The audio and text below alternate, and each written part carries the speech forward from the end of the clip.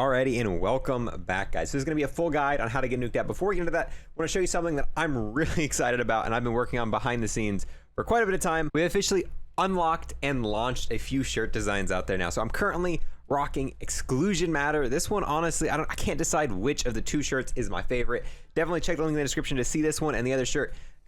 Also got pillows and we've got socks as well. So all that will be linked in the description if you want to see more of that, but let's go ahead and go into this full guide here. So starting off, what is a nuked out calling card? Is it a Dark Ops calling card? And to get this, you have to earn a nuclear medal in free-for-all without using score streak rewards. Now, it says no score streak rewards, but the War Machine counts. Honestly, the War Machine is kind of, it can help you, it can hurt you. We'll go into that a little bit more, but the War Machine is the one kill streak you are actually allowed to use, and this calling card still count. Now, a lot of people watched my full nuked out gameplay and they were like, yo, bro, what's the deal with this? You're in way lower skill level lobbies, and I'm gonna explain to you guys exactly step by step how all of this works and how we managed to achieve this. And I'm fairly confident that people at most skill levels should actually be able to fully obtain this nuked out if they try hard enough with the tips that I'm going to give here. So here's exactly what we're gonna talk about in this video. So we're gonna start off showing you the strategies that I used to exactly get the lobbies that I got every single time.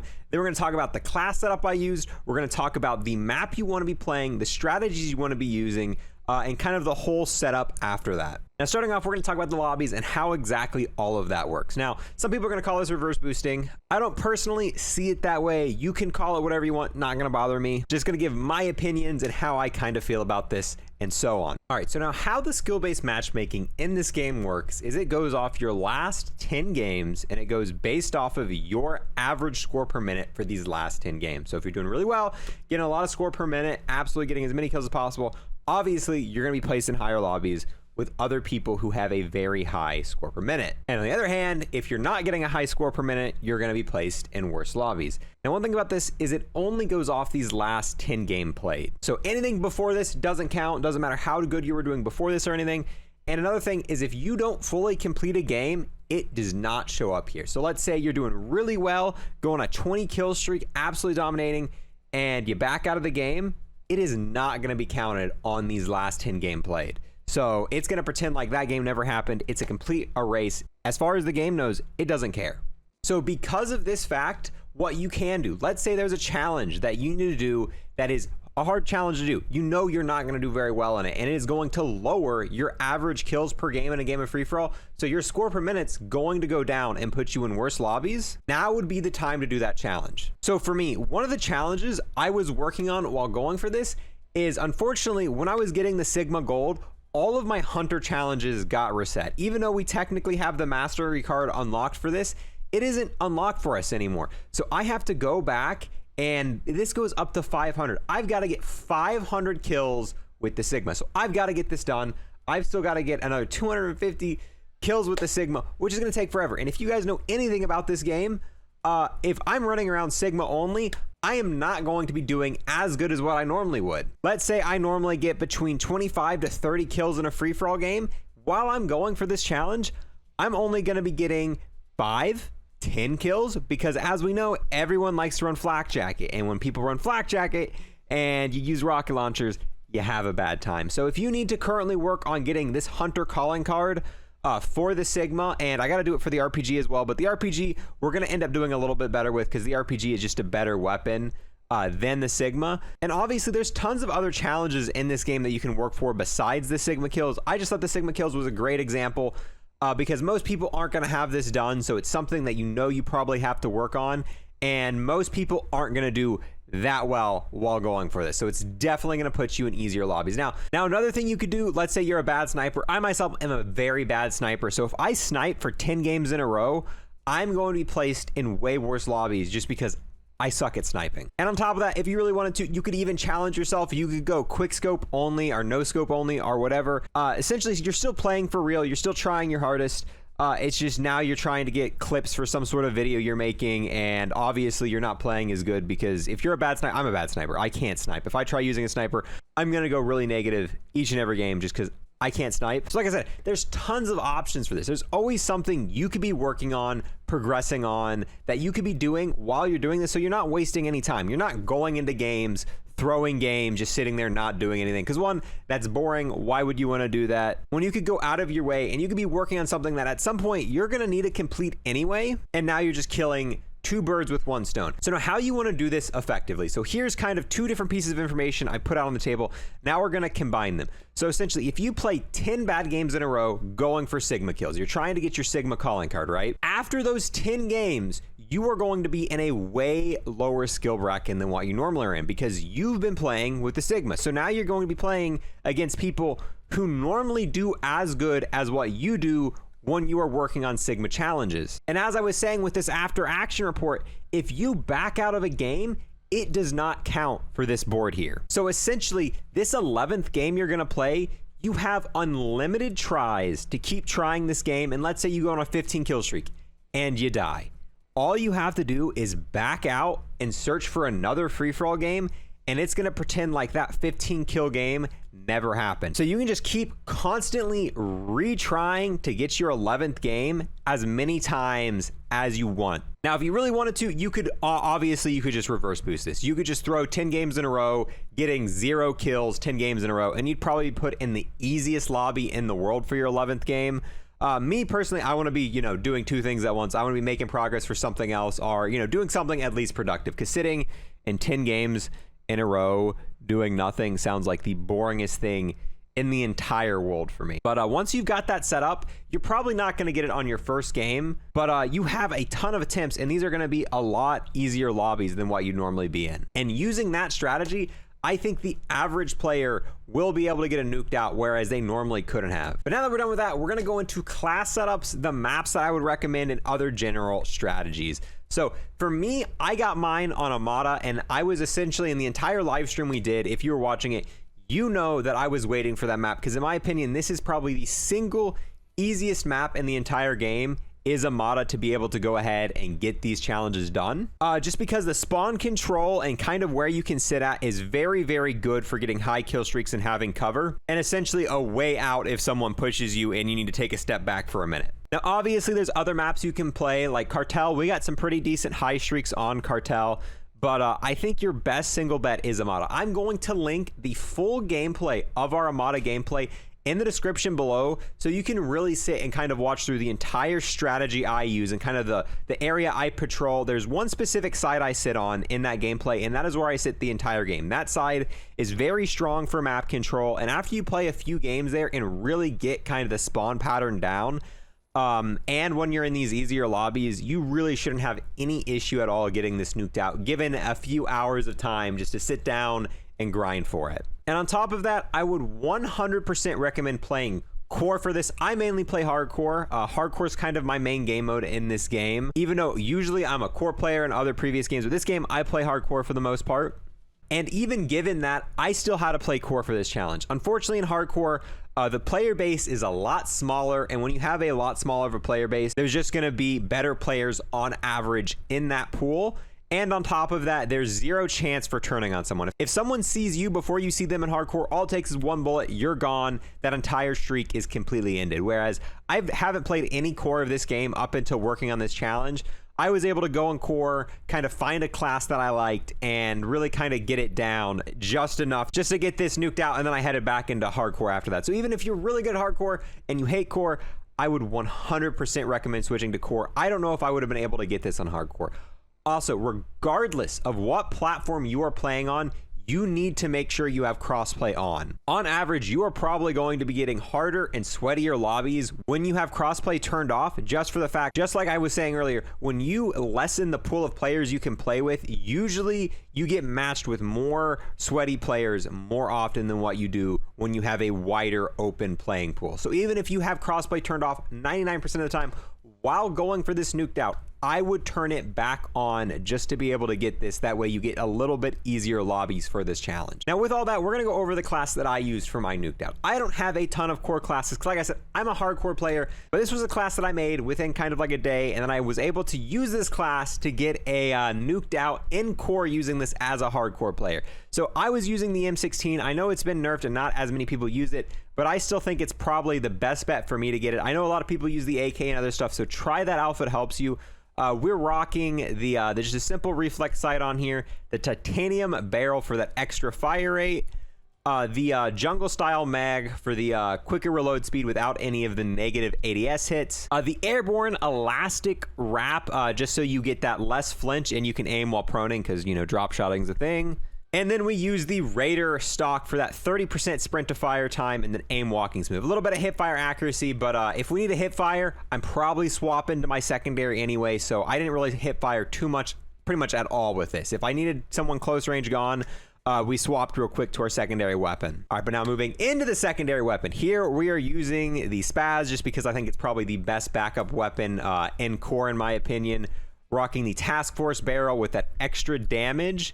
The Ember Sight for that hip fire and reveal distance. The Big Boy magazine, it does make reloading a little bit slower, but one of the best parts about playing Armada is where you will be sitting at, there is an ammo crate that multiple times throughout your life, you can go up to it and fully refill both of your weapons without having to reload. And if you watch my gameplay, I use that multiple times. I was using the Spaz as a backup weapon. I wasn't really reloading it. And then I would just go up to that ammo crate and use the ammo crate to reload it. So that's why we use this bigger magazine. Even if it does make it a super slow reload, I wasn't reloading too much because I was really using that crate to my full advantage during this gameplay. But then we move on to the handle. Once again, the one that allows you to drop shot, because obviously drop shotting is very powerful. And if you're going for Nuked Out, you gotta be trying your hardest. So you gotta hit to the ground a few times here and there while going for it. And the wire stock, which allows you to shoot a little bit quicker after sprinting.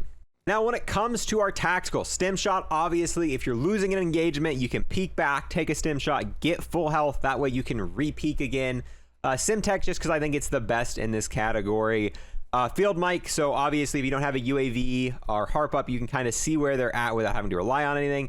Now, for perks, I use flak jacket for sure, because you don't want to die to any sort of explosives. That's really, really annoying. And I was kind of torn. Tactical mask, I absolutely love it in this game. I hate getting stunned, but I don't know. In this specific situation, I really liked paranoia, because there's a lot of times that someone will be trying to snipe you, especially in these lower skill lobbies. They don't immediately shoot. They'll make sure they line up the shot, and you'll know the second someone looks at you with this. So I use this quite to my advantage. If I didn't see anyone and it triggered, I would essentially just go for cover, because I knew there was someone currently looking at me. I don't know where they're at. I need to move and take cover. So I'd recommend Paranoia for that. Now for perk 2, Scavenger, obviously, even if you do have that ammo crate, you do want to be able to get Scavenger packs, because you can't constantly use that ammo crate. You have to wait long enough time to be able to use it again. So you don't want to be running out of ammo with your weapon of choice, so definitely running Scavenger. And then I think the best perk in this final spot, for me at least, was Tracker. Tracker's not super powerful in this game, but still, given the option to see a few more footsteps here and there and kind of see the direction they're moving in, definitely helped me out on my process towards getting this. And then for perk 3, Ninja's a must. You definitely want to be running Ninja, especially if you got a headset. Being able to hear footsteps while going for these high kill streaks, definitely going to want that, just so you can kind of blast it up, hear it, and exactly know where everyone's at. And then I also ran Ghost, just so there weren't any sort of spy planes or anything else, you know, that was seeing us on the map. But yeah, those were the perks that we used, and that I would 100% recommend while using this. Obviously, if you don't like the M16, try an AK or something like that. I would probably stick with these perks and these attachments here, but definitely if there's a better primary that you like more than this or something like that, definitely go with that instead. Now, one other quick thing we gotta talk about are these score streaks that you're going to be running, and there's really two different builds you can kind of set up for this. The one that I was using when I got my Nuked Out was Harp, War Machine, and Spy Plane. Now this one, I think if I was going to go for a Nuked Out again, I'd probably still use the Spy Plane. Obviously you can see the enemy location, very good. The Harp, once again, you can see their location, extremely good. The one thing on here is the War Machine.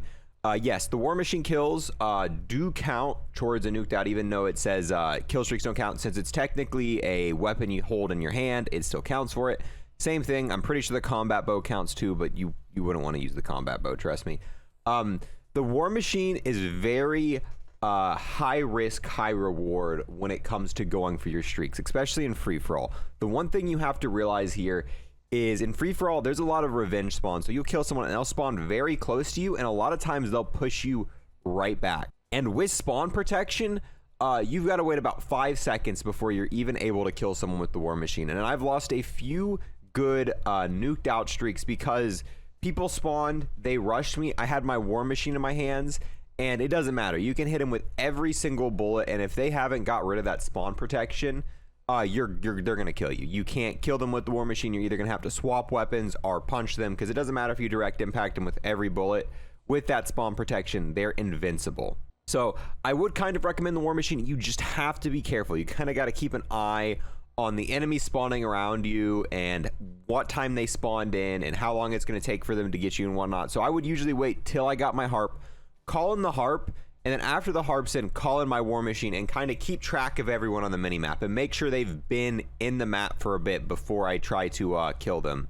But the main thing I used it for is if I knew a guy was in a building and I didn't want to peek him and risk it, I would use the war machine to get him out of that building. And I use it a few times. You can see people go in that room from that area I was defending, and I kind of use the war machine to attack that, because if they're in there, they've been spawned in long enough and it should be fine.